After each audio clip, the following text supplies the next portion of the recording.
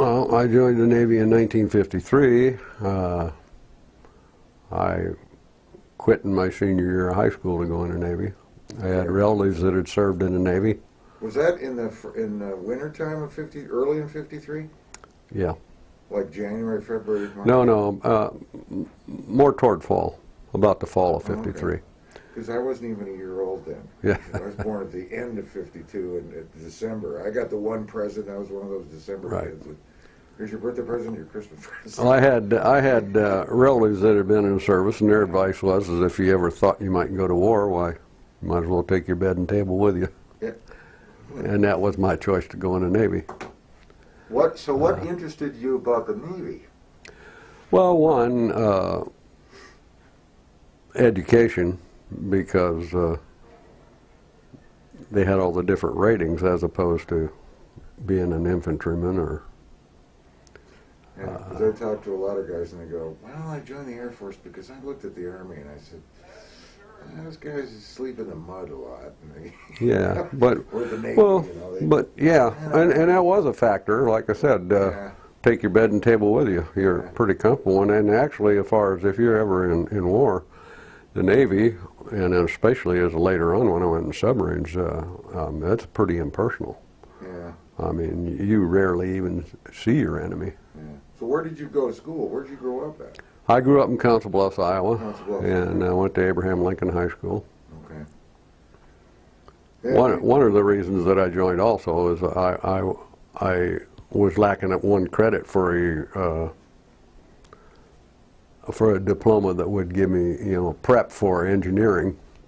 Oh, okay. As opposed to, and I figured with the general, I joined the Navy and I had my GED before my class graduated. Yeah. Well, you get better. They pay you to get training there. Well, in the Navy. Absolutely. Service general. When I first retired from the Navy and was looking into going to work, when I made up resumes, I didn't realize that over the period of the 29 years I served, I spent 127 weeks in school. Mm-hmm. And those credits can transfer. Some of them can. Yeah. I know I did. I think I transferred like 124 military credits to college. When I went to nuclear propulsion school, that was a year of training right there. A year of training. Yeah. Well, okay, so when you went down to the recruiter in Council Bluffs then? Went to the recruiter in Council Bluffs, joined up there, and people find it hard to believe, but in 1953 there was a waiting list to get into the military. Depending on your exam scores, what category you were in.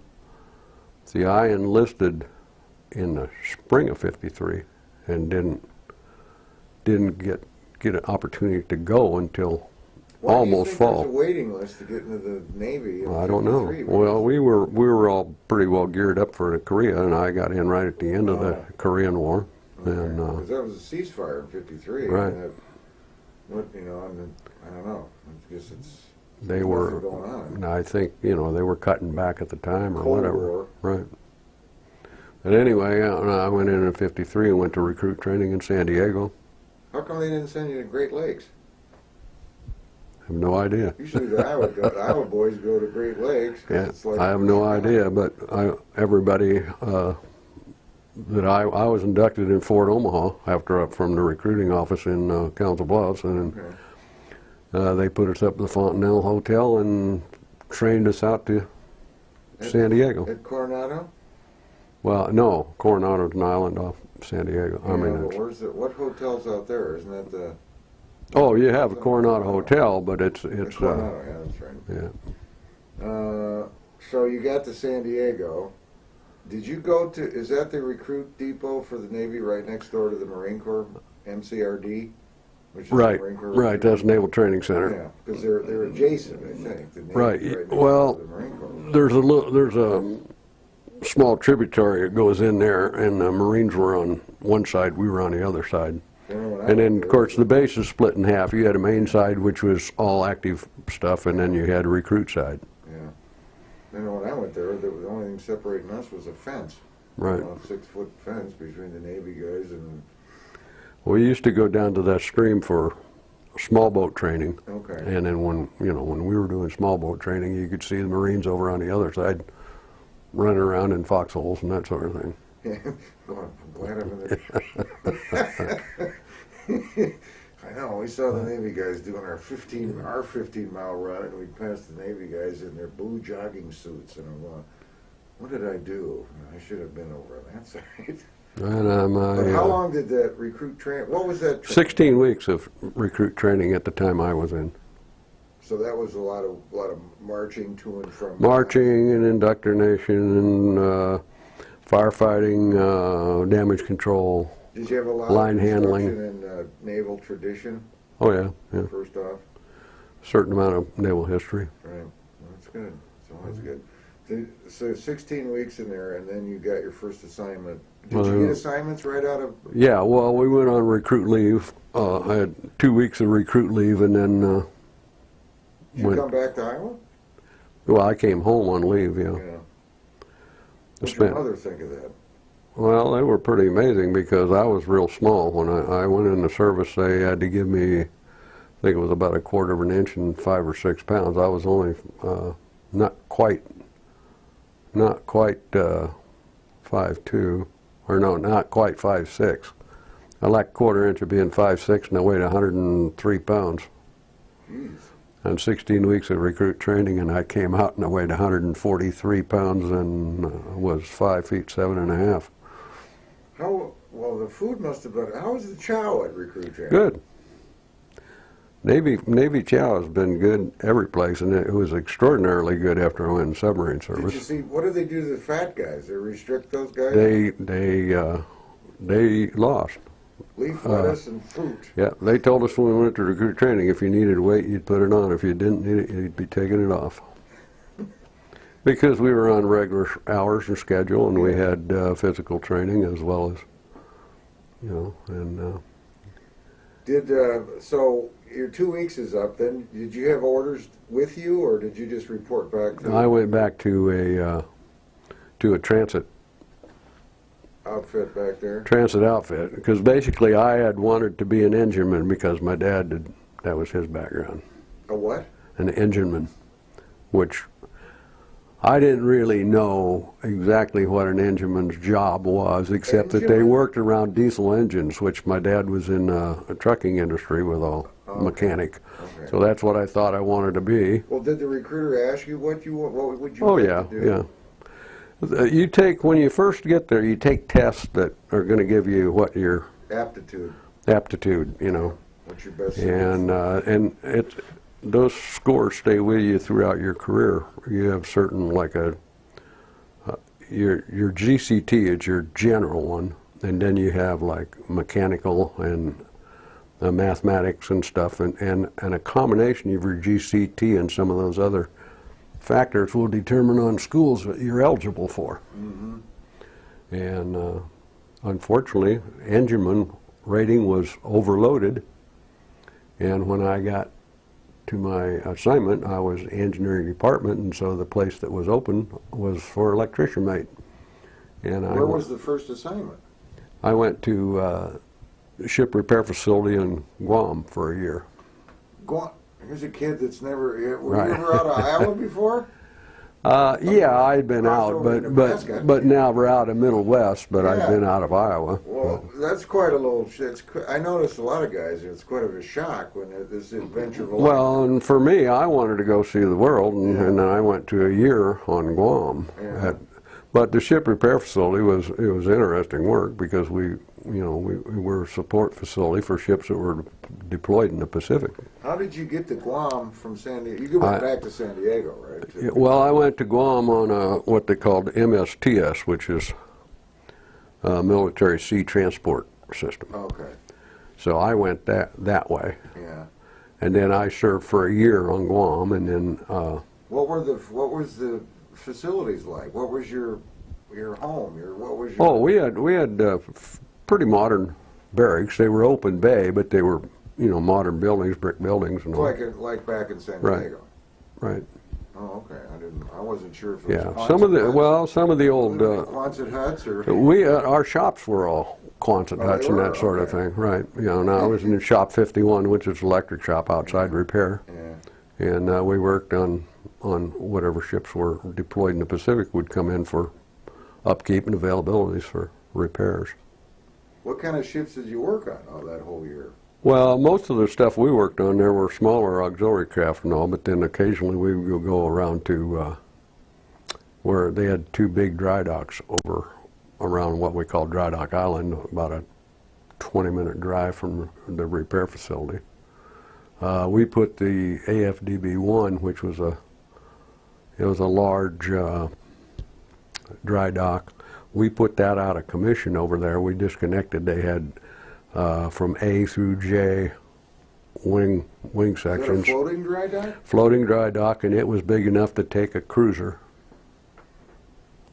Yeah, and it was just We done? put that out of commission. We disconnected everything between the wing walls and separated it all, and it was taken back to the States. And I don't know exactly where they You mean put it it was there. just, its time had come? Right. Oh, okay. Well, they had to remove it, and it's too huge to just do it in one. I never could have figured out how a floating dry dock could make it across the sea.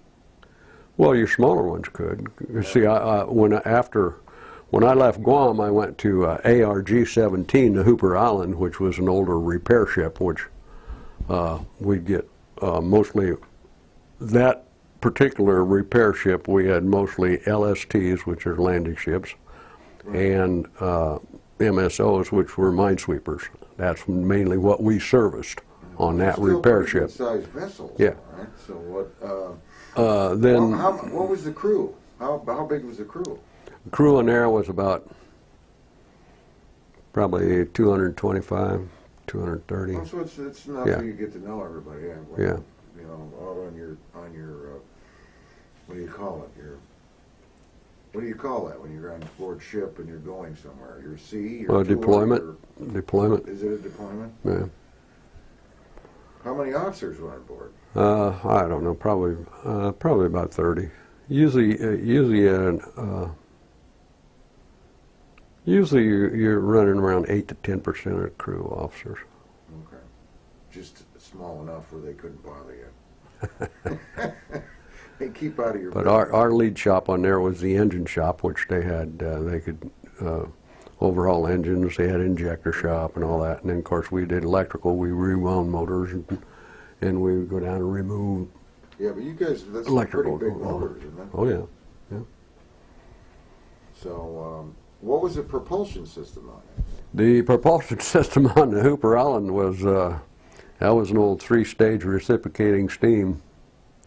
Top speed on it was about 8 knots. At 8 knots, every deck plate in the engine room was rattling and banging, and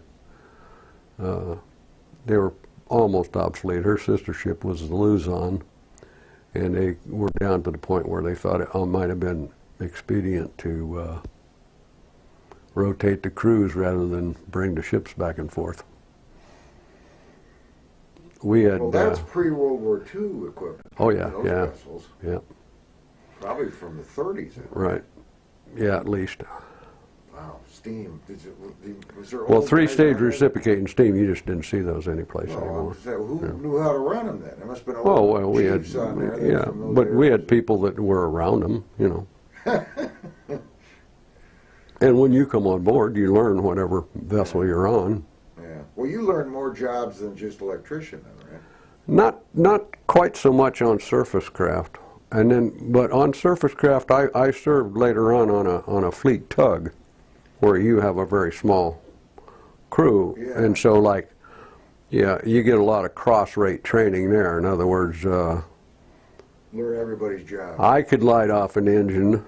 I could do a certain amount of general maintenance around on engines and that sort. Not When maybe. you got done with Guam, where was your Okay, next from assignment? Guam, I went to the ARG-17 to Hooper Island, The Hooper Island, okay. And Where from- was that at? and that was stationed in Long Beach. Oh, so you're back on the States. Right, but then when she'd deploy, see, like the Luzon would be in Now, is Japan. this what, at 54? Is this a year later than when you joined? Yeah, that would have been 54, early 55, right in that Oh, time okay, frame. okay. And then I was on it for about Yeah, maybe a year and a half, and we were in the shipyard in Seattle, and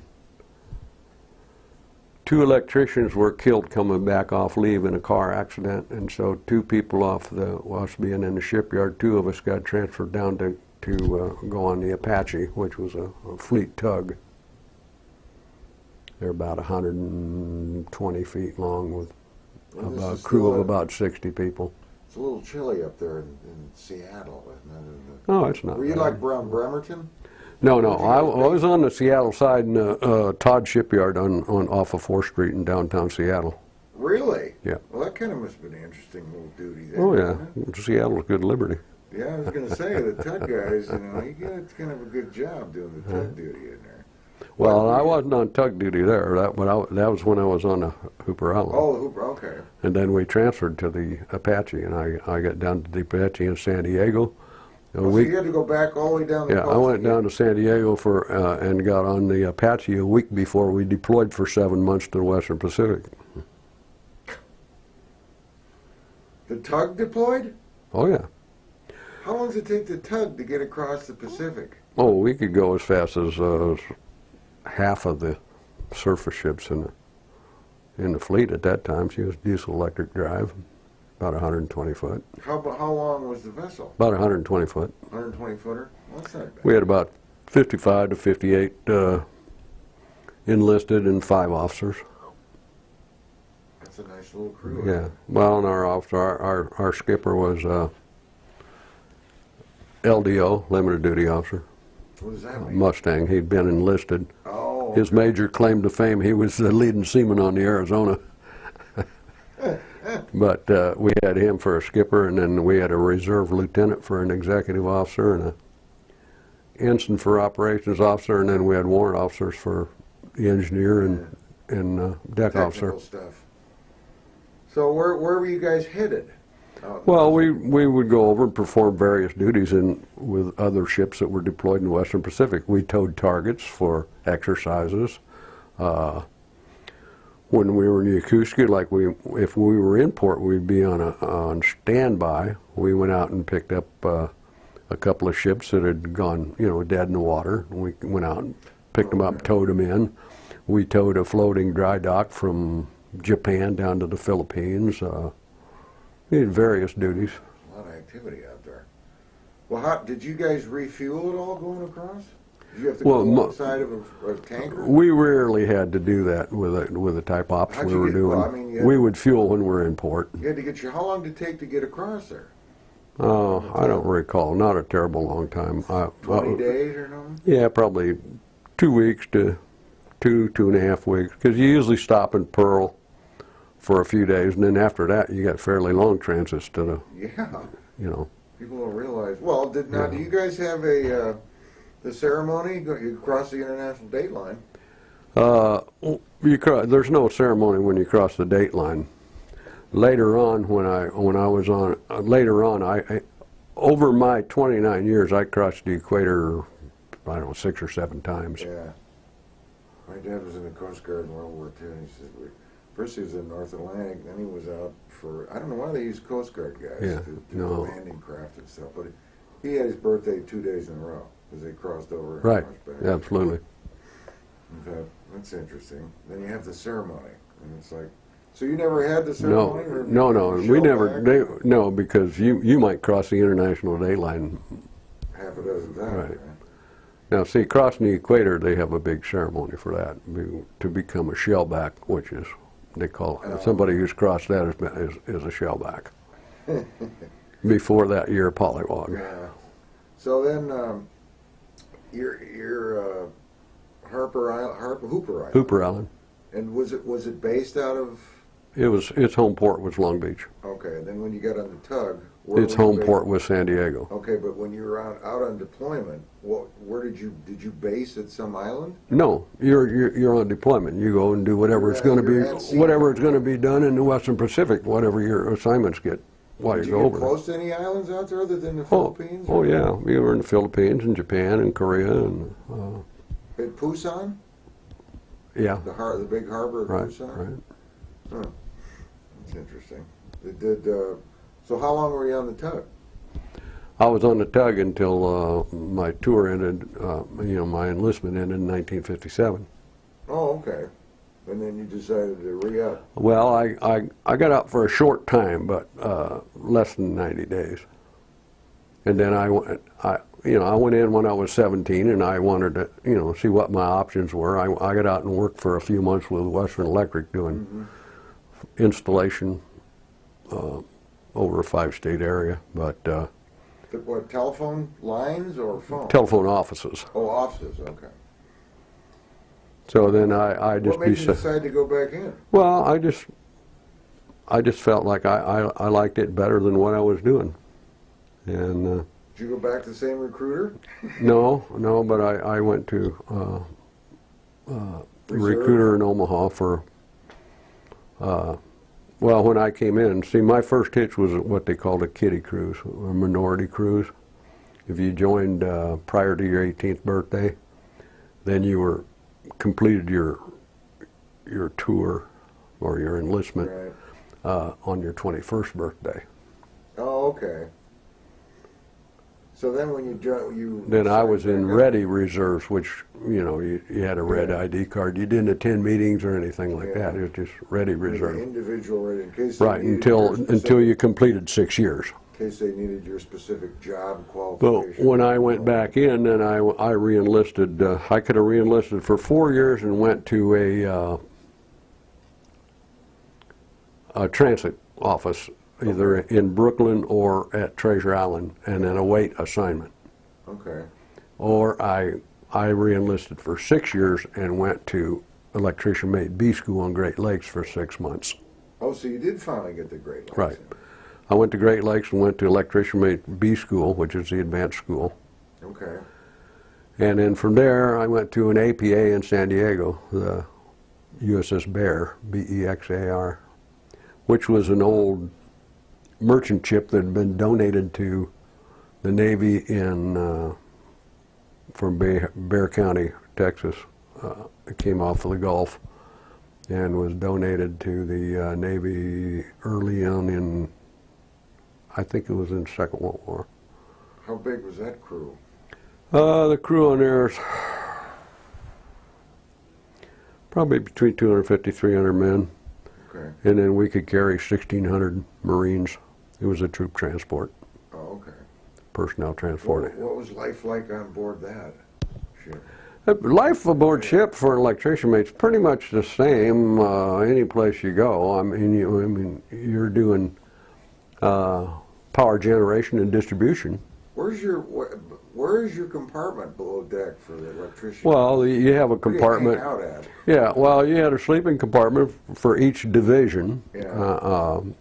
And then when I was on Bear, the electrician's sleeping compartment was one level below the galley.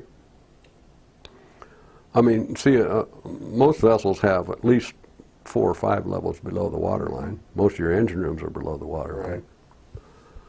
Well, I wasn't sure whether, I talked to guys in communications, and they were usually pretty close. Well, they're always up topside. They're usually in above the main deck, in the 01, 02, 03 level. That'd be part of the superstructure? Right. Okay.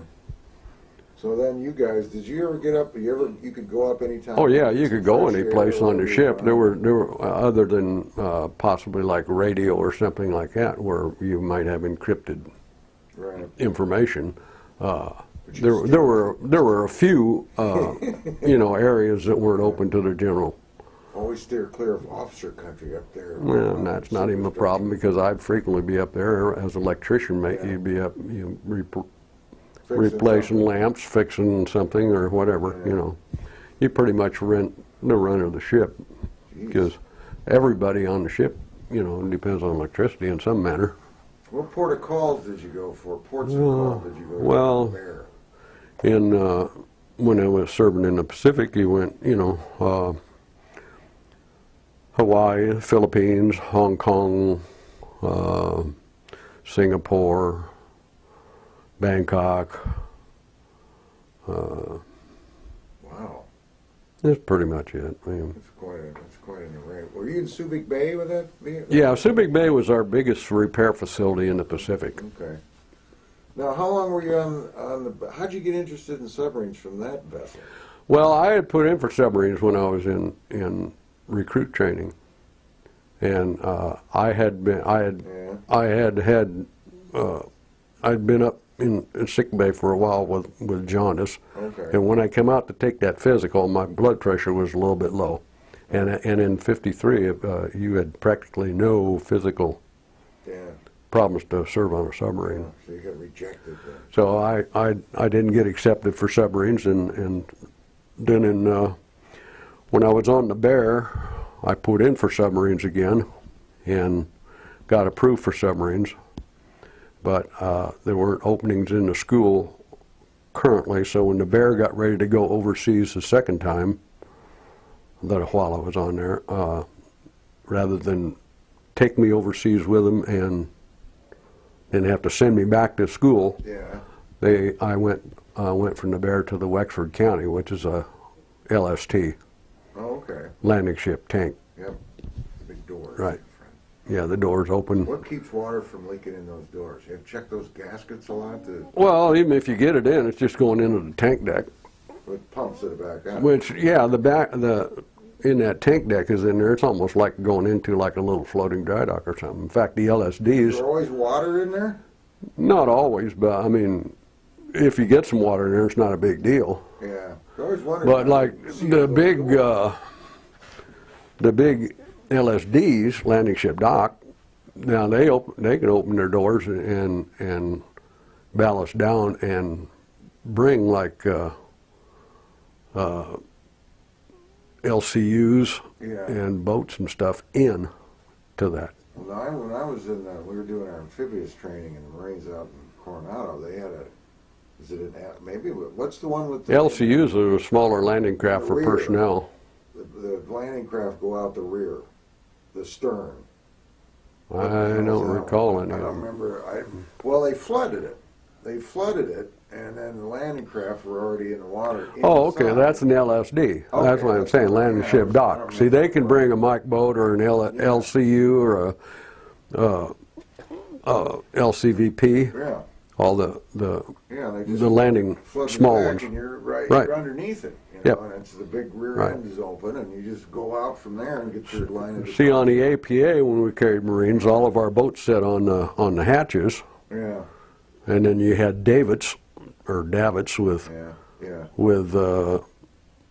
two davits on each side with 3 papa boats on each For the davit. landing craft. Right. Okay. And then they would lower those into the water, and then the Mike boats they would pick up with the crane and turn them and bring them to the rail, put in people, or bring down like Cargo netting. a truck or something, Yeah, you know, hoisted. and then they would put them in the water. Okay, now tell me about when you beach that thing and offload your Marines in there. Okay, well, What's the thing that you pull yourself out with? Don't you drop an anchor way out? No. I thought they used to do that. No, and then no. they What they just do wind is you just run them up onto the beach. Okay. Okay, but before you run up on the beach, you have ballast tanks, and you pump them full of salt water. Okay. It makes you heavy, Right. and You're lower especially than heavy in the stern back by the engine room. And then you use that water for cooling your diesel engines, Okay. so you're not sucking up sand and everything when you're in the surf. Right. So you run it up on the beach, and then when you get ready to come off, you pump those ballast tanks and make them up light, and then just back down hard and pull off the beach. And that worked every time? Well, I mean, it's possible to broach one, but pretty Well, rare. then how do you get? What do you get? Another LST to? Yeah, you would just pull them out. either a fleet tug or an LST or whatever you got, Yeah. you know, that Well, I help. thought they had a special anchor they dropped at 300 yards out. And We never- and pulled themselves back. They on. probably could, but we never did have to because of the ballast system. Oh, that worked better. Then. Right. Well, I don't. And you had to have that anyway because you couldn't be sitting in that shallow water. You'd be sucking up sand and stuff and running them through your engine cooling system. So how long were you on the LST? I was only on the LST about 6 months until I went to sub school. Okay, so you were. This is on the West Coast. Right, in Sub San school was Diego. in New London, right? I went to New London, How'd Connecticut you for get sub there? school. Train? Yeah, I took leave and, no, I drove to sub school. You bought a car? Yeah, I owned a car. When I was on APA, sometimes, like when we went up to Seattle, well, we'd load our cars on and take them with us. That's getting more like the Air Force guys. Yeah, yeah. Their car. You couldn't always do that, but occasionally we would do things like that. That's too bad. That's just a tough life. Man. So what year now are we going? Did you get? I've been late '61. I took leave and went to submarine school. Okay. And submarine school was about 12 weeks, I believe. Well, tell me about going to sub school. Well, now, here's another place you've never been. You've never been to the East Coast yet, have you? No. Okay. And what was it like going to Connecticut? Well, it's What was New London like? School. cold. Yeah. I went up there in late fall, and then I was there over the holidays and all. And, Yeah. it was extremely cold. But did you get any time off for Christmas to come back home? No. We shut down school for 2 or 3 days over the holidays. All right. Now, all right. Tell me about the scenario with this. Well, you're learning generally how a submarine works. Okay, but by this time we're already not very we're already anything. nuclear submarines, right? Pardon? By this time we've already done. Are we still with diesel subs? Well, I hadn't been to any submarine yet. Yeah. And what they taught up there at the was, time. what they taught was diesel submarines is, it's just general, how the ballast systems works and how the fuel system, general knowledge. Right. And then we would go out, I think we went maybe a half a dozen times, we'd go out for the day on a school boat, which some of the submarines, they'd be assigned as a school boat Like for a a World War day or II two. one? Yeah. Yeah, they were all diesel boats. Okay. Well, that must have been. What was it? Kind of exciting. Your first. Now you were. Yeah, You were a little it was interesting, but by then, see, I was You're over 21. yeah, I was an E5. I was a second-class petty officer. You're pretty salty by then. Yeah. So, and actually, I took the test and took the test for first-class petty officer while I was in submarine school, and made first class while I was on leave en route to my first submarine. So I went on my first submarine as a first-class petty officer. Was that an extra $10 a month? Well, I went in the Navy. What's the disparity between E5 and E6? I don't recall exactly what we did make. I can recall that when I went in the Navy in 1953, we made $78 a month as a recruit. And then I can remember when I was in Long Beach on the Hooper Island, we went from, I went over 2 years service and was an E4 and was making $165 a month with the sea pay. Well, yeah, I was going to say you get sea duty, but no hazardous pay, though. No. Sea pay was $22.50 from the time I went in the Navy until I was on Twilight in 1980 at Treasure Island. Oh, okay. And then they went up to where it would have been about, for my particular rate at that time and length of service and accumulated sea duty, would have been $356 a month. Wow. And what was gasoline then? I don't know. 35 cents. So, New London, everybody's got to go through the tower. What was you getting interested in? Well, What was the story they about have the a tower that's about, I guess probably about 12 feet in diameter. 100 feet It's just a tall. column of water. Right. And they have a lock at 100 foot and a lock at 50 foot where they can put you into the, it's basically like an oversized submarine escape trunk. But it looks like a silo. The tower itself looks like a silo. Okay. So what's the procedure then? Well, you get it's what they call escape trunk training, and it's basically for you to know how to escape from a submerged submarine that's disabled. And you have a compartment in there. The ones on the tower, of course, are bigger. The actual escape trunk on the submarine, you can only put 4 people in it at one time, and that's real close quarters. Mm-hmm. Maybe 2 divers in gear. But basically, you have a hatch on the side that goes out to sea, or in that case, into the tower. So you flood that compartment till the water is above the level of, covers the hatch. And then you start admitting high pressure air in, and you pressurize till it's equal to the water on the outside at that depth. Usually what we do is you undog the hatch, and the sea pressure is holding it shut, and then you just increase your air pressure, pressurize that water until the hatch pops open. Oh, okay. And now at the time that I went through to the towers, we were doing a free ascent, which basically you have on a Mae West life jacket and your swim trunks, and you just take a breath and you just duck down and go outside the hatch, and then you stand holding onto the rail there, and you expel all your air, and then you release and you shoot to the surface. And then on the escape trunk, then they have divers in the water that they're spinning you all the way up to make sure you're expelling your air, because when you hit a certain point, your air expands in your lungs, and if you don't get that air out of your body, you're going to rupture your lungs. When you get to the surface, you'll pop out probably to between your waist and your knees, just like a cork coming up out of the water. Yeah. Anybody have any problems when you guys were going through The first time I went up, I had problems. Well, so what did they do then? Well, as soon as I put my hands out and was like I was going to do something, you know, and the diver just grab you, and they have little pukas along the side that they can bring you up in there, and he chewed me out and pushed me back out there, and we went on up. But they're going to stop you because you have to continue. There's no backing out. You can't get back down in the bottom. Yeah, right. So, but then when we went up the second time, then I just made my run smoothly. I knew more what to expect, but it didn't bother me. Yeah.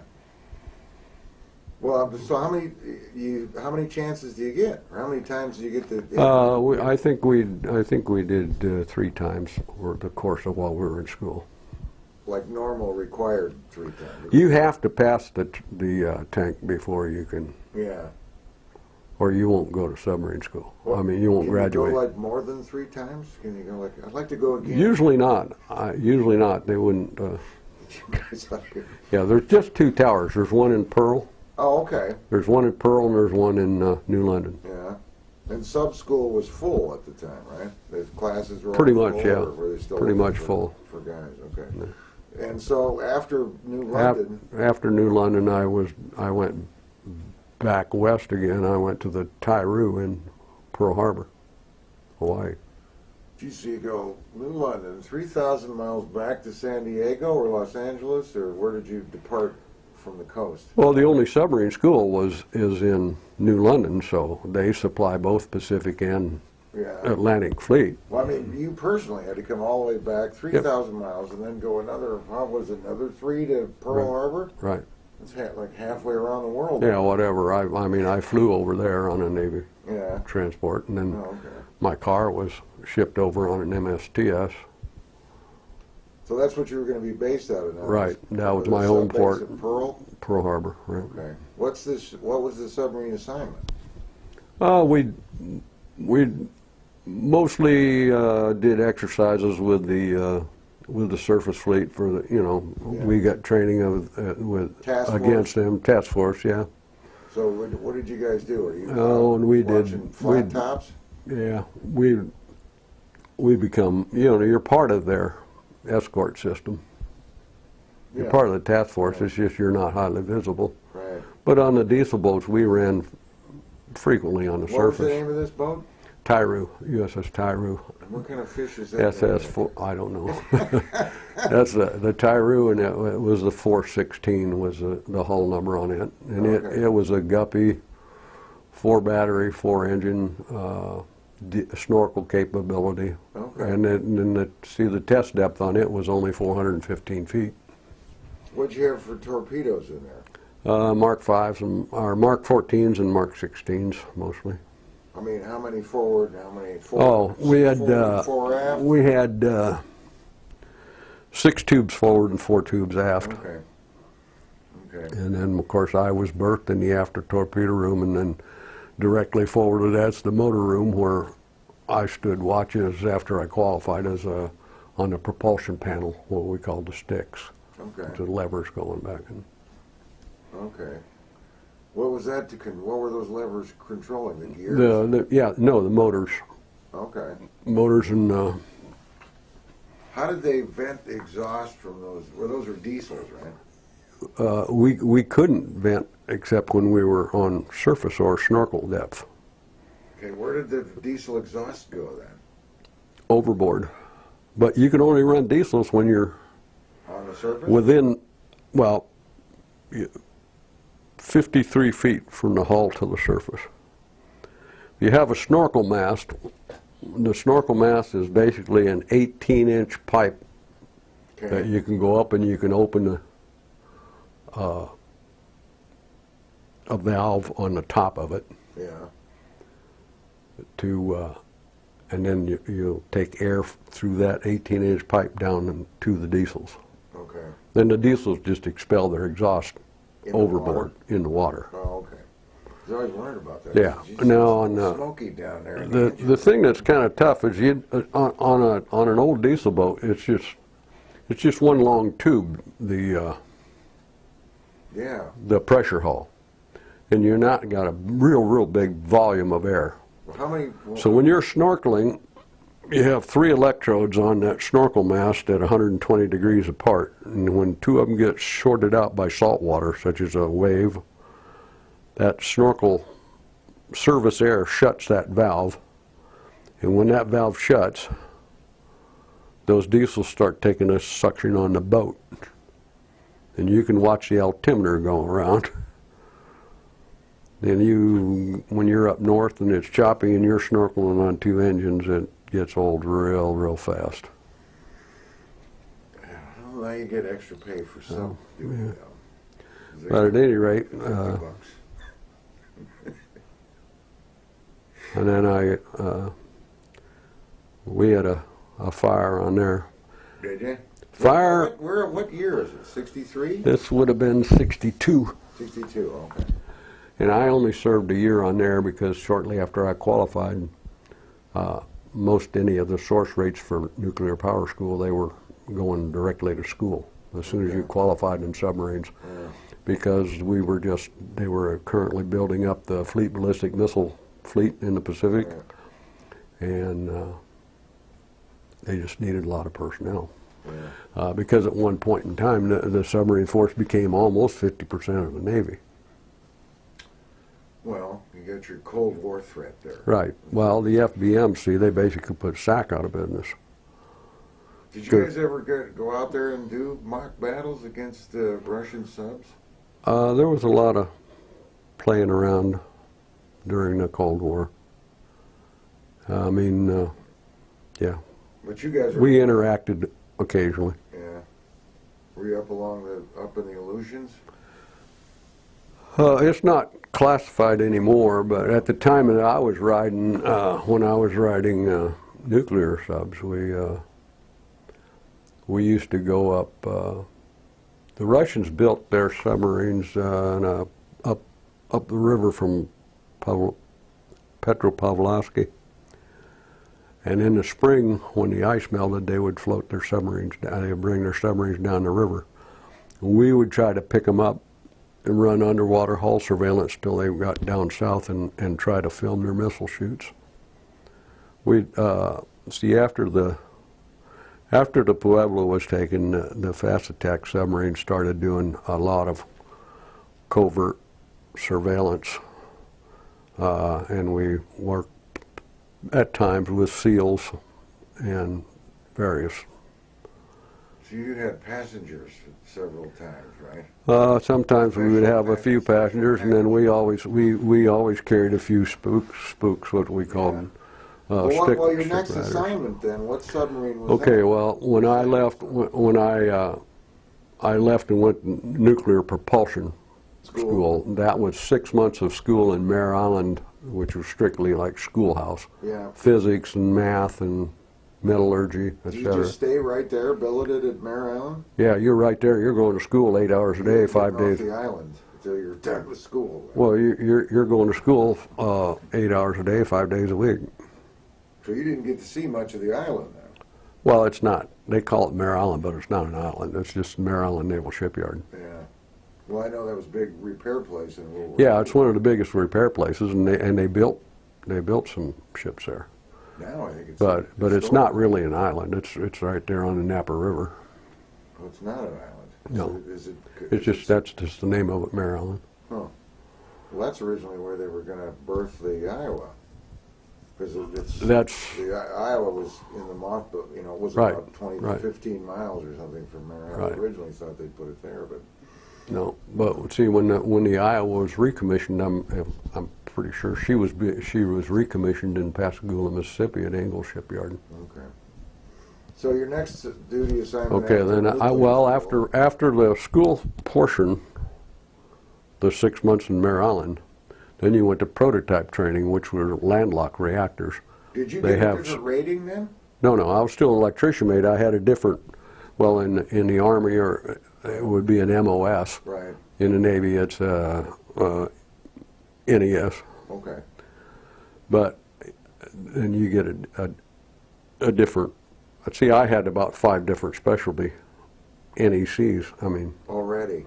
no, while I was in the service. That's what I mean, already. But I was an instructor later on. I was an instructor, and I had an NEC for that. They had NECs for, like, if you had rewind experience or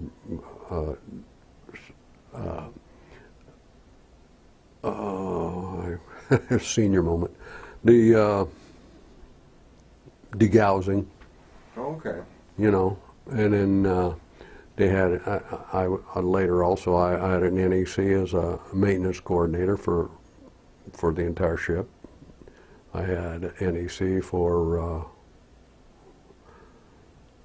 career counselor. You went to schools, which then you picked up that NEC. Okay. And sometimes it would be a collateral duty, or sometimes it might be a primary duty. So how long was school for the nuke school? Nuke school, you did 6 months actual just school. Right. And then you went to a prototype, and we had 3 different locations, one in Windsor Locks, Connecticut, and I went to the one in Schenectady, New York. And they had You're all over the place. they had 5 of them in Idaho. I mean, 5 reactors, but all in Idaho. They had 2 where I went to Schenectady. They had a submarine plant and the D-1G, which was a Bainbridge surface vessel. So I qualified. You went up there and you actually did hands-on qualification on a reactor plant. In an actual submarine? No, in an actual Nuclear landlocked plant. Oh, okay, okay. But you would go down and hand over hand systems, you know. When you got the prototype, they gave you, we had about 6 weeks of what they called schoolhouse, where we were in classes and you were very specific information on that particular plant. Okay. And then part of your schoolhouse, like you'd be in class for 6 hours, then you'd go over into the plant for 2 hours, and you could be tracing systems and that sort of thing. Then after that 6 weeks, then you went over there and you actually stood watches on various watch stations, depending on what your specialty, if you were a mechanic or an electrician or an operator. You stood training watches with the staff as you continued to qualify on systems. Yeah. And then at the end, Drills and then stuff. eventually when you had all your qualification factors signed off, what Yeah. you'd physically done, then you had a written exam and an oral board, and then you became a nuclear operator. Did you get any extra pay for that? Well, we drew proficiency pay, but certain rates, you know. Okay, I wasn't sure if, like, now you're a nuclear operator. Right. Extra pay. So then from prototype, I went back to San Diego to the permit, but en route to the permit, I went to welding school in San Diego because submarines don't carry ship fitters.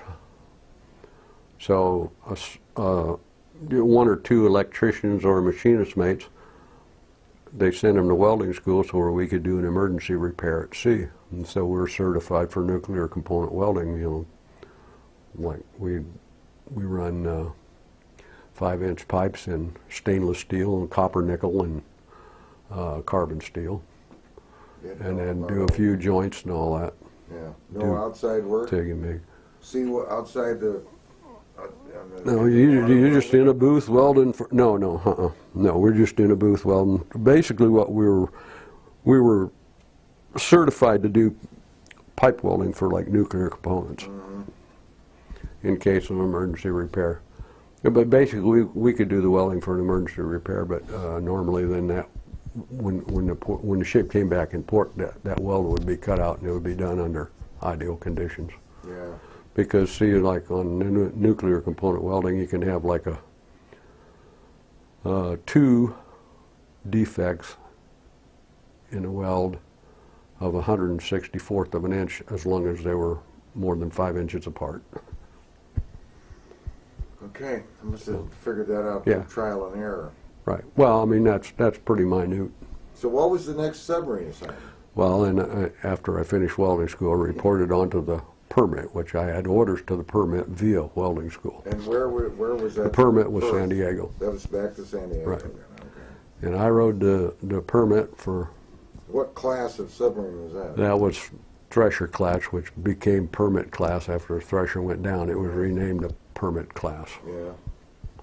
So how did you guys find out about the Thresher? Thresher went down while I was in sub school. Oh, okay. Okay. But we knew exactly what happened to the submarine, to the Thresher. There was no doubt whatsoever. What happened to it? What did you figure? Because they didn't release any information. Well, they didn't, but the news. we knew.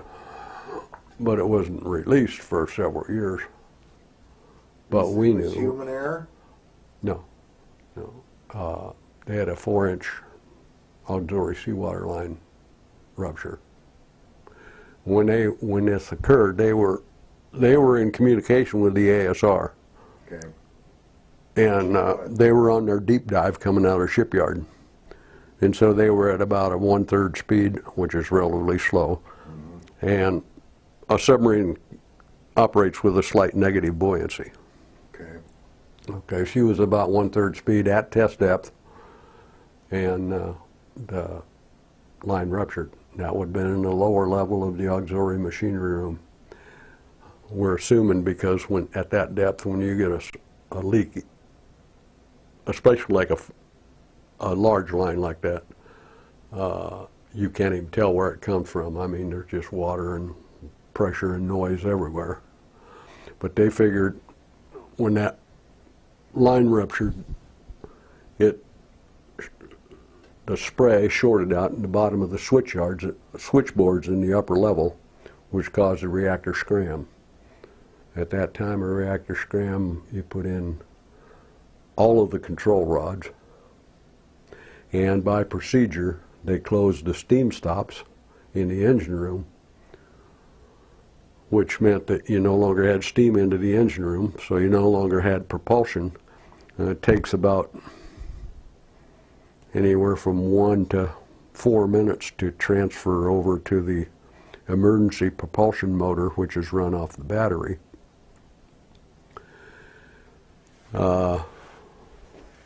The reason at that time that they shut the steam stops is they figured if you continued to take steam out that you could cause metallurgical problems in the reactor vessel. And they subsequently found out. Meltdown. Well, I mean, you could cause metallurgical problems. What's SCRAM? SCRAM? Yeah, it comes from when they did that first reactor in Chicago. They had like a pulley system and stuff. They pulled up the rods with and all. It was pretty. By hand. Yeah. And it was a secondary control arm, whatever. But basically, it was a guy standing by with an axe that cut the rope and just put all the poles in. So then you guys, did they make any modifications after the Thresher? Yeah, we for guys one did? thing, that's what came about with what they called a group scram. So instead of putting all your control rods in, you initially just put in your controlling group, which inserted enough negative reactivity into it that the plant was shut down, but due to temperature and decay problems in a certain time, it could go critical again. Okay, but it didn't take so long to recover either because you'd already had your other two groups fully pulled out. So, I mean, did they check the thickness of the piping again? And no. They just over a period of time they did tests to know that they basically we could still. Okay, when you had a scram like that, you had to meet 3 criteria before you could go critical and operate again. Okay.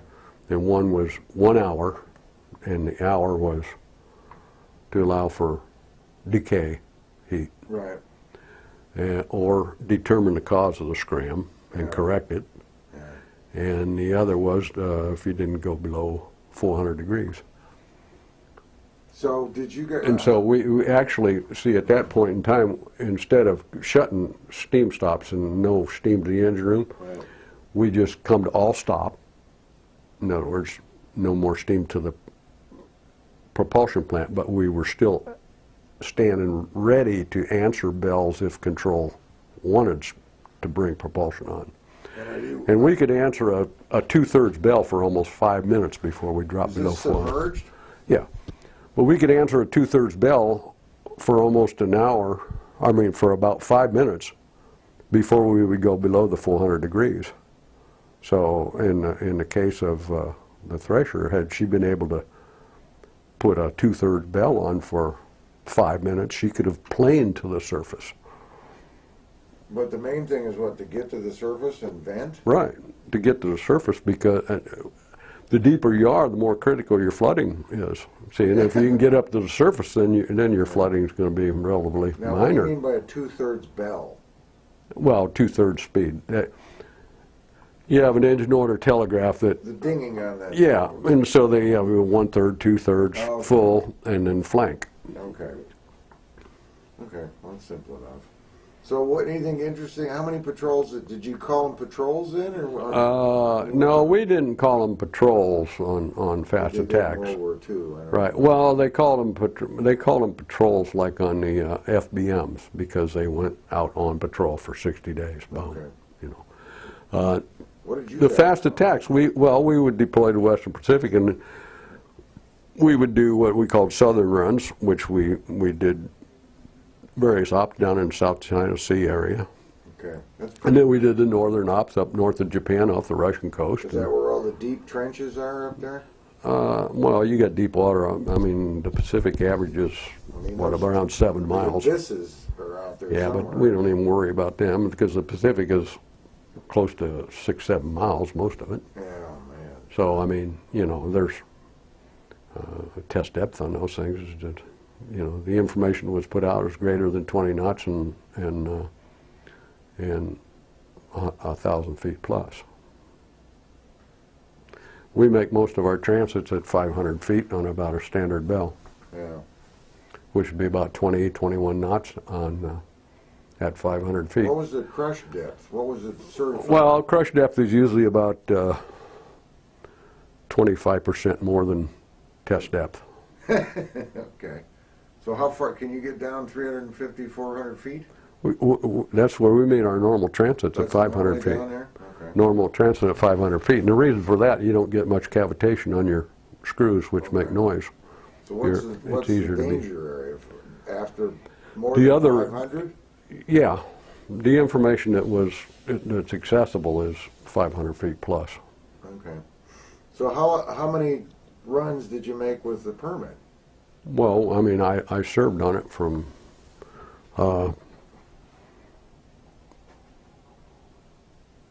around late 62, early 60, no, late 63 until 65. And in 1965, I went back to South Boston area, Quincy, Massachusetts, and put the whale in commission. Okay. And why did they send you? I re-enlisted for new construction. Oh, okay, okay. So now you're And so- a teacher now. Right, so I went back to the Whale. Okay, and the Whale was a. The Whale was a 637 class, sturgeon class submarine. I don't know what that means. Is that Sturgeon class. training? Sturgeon class. New construction means that you go back. You're basically the quality control system for the construction of the boat. Oh, okay. They have a skeleton crew on there. See, myself and Chief Rosinski were the first two people to report in for duty to the Whale. Was the Whale its own class then? Was it the first one in its No, it was a. They laid the keel there for the Whale and the Sunfish, which were both 637 class. The lead boat, that class, what it was named after, was the Sturgeon. It's a Sturgeon class boat. The Whale was a Sturgeon class. All the 637 class were Sturgeon. Okay, so they used the 600 block of numbers to name that Not class? necessarily. How did they pick those numbers? Do you know? No, Like, not the next really. generation, the 700? Not really, because you had some other classes that had 600 numbers. Depends on what kind of boat, and its Right. purpose and everything. See, I served on two 637 classes. I was new construction on the Whale, and then I was on the Gurnard, which was a 662. Okay, because I'm not. It's not clear to me because I wasn't. No, I'm not sure how they assigned those whole numbers. What were they hauling for nuclear missiles? We had sub-rock and then mostly standard torpedoes. Sub-rock was a surface to. Did they ever launch practice ones, or Yeah, went through the drill? sub-rock was the only thing we had that would go to a surface missile. I mean, to a surface ship. Most everything we carried was submarines. Okay, so it was like the tube, the launch thing. Yeah, oh, well, you tube. shoot it out the tube, and then the rocket fires off, and it comes out of the water. See, like the FBMs, they use air. The Fleet Ballistic Missile boats, Right. they use air to send it out of the silo up to the Yeah, surface, so and then the it fires. funnels are on the top of the outside Right. of the deck, right? Right. Behind. Yeah, but it doesn't matter on what the attitude and everything, because you can still shoot it to go to the surface. You can put a little angle on the boat and send her on up. Well, it's all electronically computer guided stuff, and Yeah, like a Mark 16 will run for about 8 or 10 minutes. They'll go out, and they got passive sonar on them, and they'll listen for their target, right? And when it gets within a certain range, it'll kick to high speed and go toward the target. Nothing happens after a certain length of time. It'll kick back to slow speed, and it'll start a search pattern like this. what if it finds you? Can it always? Well, what you do is you enable them for above or below 500 feet. If you want to go at something that's above 500 feet, you get below 500 feet and enable it to fire anything above 500 feet. And vice versa, if you want to go for another submarine, you get above 500 feet and enable it to go to something below 500 feet. What if you're you target submarine and you are at the same level? You have to change. One of them Yeah, has to change. then you'd be basically doing like a old-time World War shoot. Well, that's cat and mouse thing, right? 'Cause Yeah, kind of, but you can maneuver after you fire it. yeah. And if they pick it up, then they maneuver to get away from it. See, and then like when we got surface contacts, and if they were messing with us from the surface, then back in the engine room we got signal ejectors. We can put in electronic countermeasures that we can send out things that Oh. they go out there and open up, and then it sounds like screws going 8 different ways. Yeah. So it confuses them. Right. So then, okay, you're instructing, or no, you're doing quality control on the Whale. Right. Basically, you're going down and qualifying on them, and at the same time, you're watching to see that, like everybody in the crew carries a couple of what they call tempo sticks that melt at certain temperatures. And so you just rub 2 of them on the hull if they're welding there, because you have to preheat carbon steel, or you can have what they call A fire. cold brittle fracture. That was what happened during the Second World War. Some of the Liberty ships that just broke in half alongside the pier.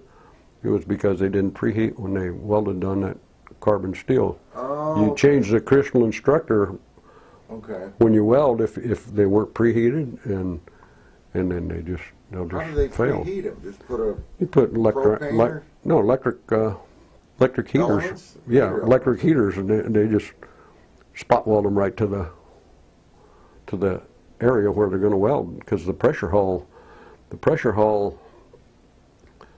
back around the engine room is 4 inches thick of HY 100, which means 100,000 pounds per pressure.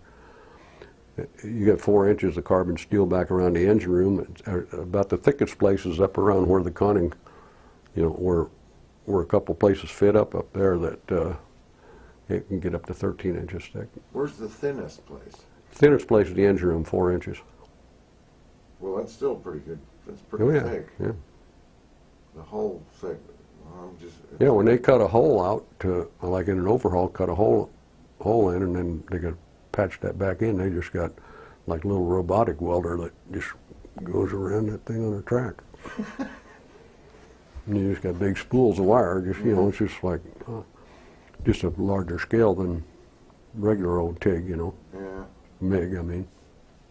So, how long were you out working on the quality control on the whale? I put 2.5 years on the whale. Then where did you go? Then I went to, from there I went to Great Lakes, and I was an instructor at the Advanced Electrical Schools for 3 years. What happened to all that nuclear education we gave you? Well, I was still using that education to teach other electricians. Yeah. Oh, so the electricians are I was at the Advanced Electrical School. Oh, okay. See, I was a nuclear operator, but I was still an electrician, mate.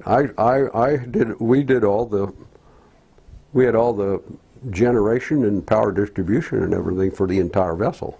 Yeah. We're basic power and light company is all the nukes Yeah, I are. was going to say, you could be at a nuclear plant in the civilian side doing the same quality control in the control room. Right. You're the same job, essentially, Right. right? So how long did you stay at Great Lakes till you I retired? was an instructor for 3 years. Okay. Actually, I was on platform for 2 years, and then I did staff training and evaluation and curriculum development for the last year I was there. Okay. And you retired out of there? No, when I left there, I went to the Gurnard, which was another 637 class submarine. Okay. And where were they based out of? San Diego. Again. Right, Ballast Point. And then I rode Gurnard from 71 to 74. Okay. And then in 1974, I left the Gurnard and became the nuclear advisor to Service School Command, which we indoctrinated in we were advisors, and we monitored the young recruits coming in, going to that electrical school. San Diego? Right. Okay. And so basically what we did was we monitored them because they had to be in the top 10% of their class to be able to continue on to power school. Where is that school? Naval Training Center. Oh, okay. Naval Training Center, you had main side, Service School Command, and recruit Where are training. they from the recruit depot? And the Recruit airport? training is on the south end of the base. Service School Command's around the middle of the base, and ADCOM, which is main side, was Where's up. the mothball fleet? Is that 36th Street or 30? That's down 32nd Street. 32nd. Okay, so that's farther south. Actually, 32nd Street and down at Is that 8th south Street. of the airport? Oh yeah, yeah. It's right off of National. I can't- It's right off National City, 8th Street and National City. Between Okay. between 8th Street and 32nd Street was mostly active duty through there, and then they had the amphibious came in around 8th Street, and then right below that was the mothball fleet. Oh, okay, so you keep driving up north, and then you Right. hit the airport. Yeah, if you and continue you up north on Harbor, Navy recruiting, and you continue up north on Harbor, then that'll turn into Pacific Coast Highway and the airport. The old airport was right there on Pacific Coast Highway. okay. Because I remember flying. That's where I Right. flew into. Is what's his name? Named after what's the name of the airport? The famous flyer landed in France. You know, across the. Wasn't it named after him? I can't remember his name. Oh no. You know what I'm talking about? What's the name of the airport in San Diego? Oh, jeez. I don't even. I've been there I don't know how many times, but we just call it San Diego Municipal Airport, man. I think. Lindbergh Field. Lindbergh. Yeah. No? That's it. Yeah, I think guess it is Lindbergh Field. But I was thinking you got a couple other small airports, and I was thinking Lindbergh Field was one of the small airports Well, it might have been, but it was on the south side of Yeah. the recruit training depot. Well, at the old time when it was on fly overhead. when it was on Pacific Coast Highway, you just had a little terminal there, and you came down the ladder and across the tarmac. That's before terrorism. Right. Well, I mean, the airport moved all the terminals over. There's two terminals now over expanded, down towards Shelter Island and Harbor Island. Well, this was 75 when I was down. Yeah. So this was like when you were, getting ready to get out. Right. So, all right. So you're down back in San Diego. Yeah, I did You're up at the nuclear. I did 2 years as a nuclear advisor, and then I went to the Kamehameha, which was a fleet ballistic missile boat, the 2 crew missile boats. Now you were up. Who did you advise? What the? I gave a couple of presentations to the. Sub pack? No, I gave a couple of presentations to the students going through electrical schools that were designated. See, to go into nuclear, they had to come in for a 6-year enlistment, as opposed to 4. But then they made, they got some automatic bennies. Yeah. But they have to be in the 10%, upper 10% of their class to go from A school to a nuclear power school. Sharp cookies. So basically, see, I monitored them, and then see, sometimes we might even have, sometimes you might have a class that, 40% of them were nuclear people. Well, if they went right by the letter of the law, those guys wouldn't all go to power school. No, that's true. And so that was we monitored their progress too. If a kid was less than 10% and you knew he had the potential from a few interviews, you kick him in the tail to get him ready to go. Also, if a kid got into some trouble and he was, a power school class only started every 3 months. And if he wasn't going to be eligible for a reliability program because of his troubles, you didn't want to send him up there and get him 12 weeks into the school and then find out, hey, he can't get in the reliability program because he's... We just wasted all this money training him. Right.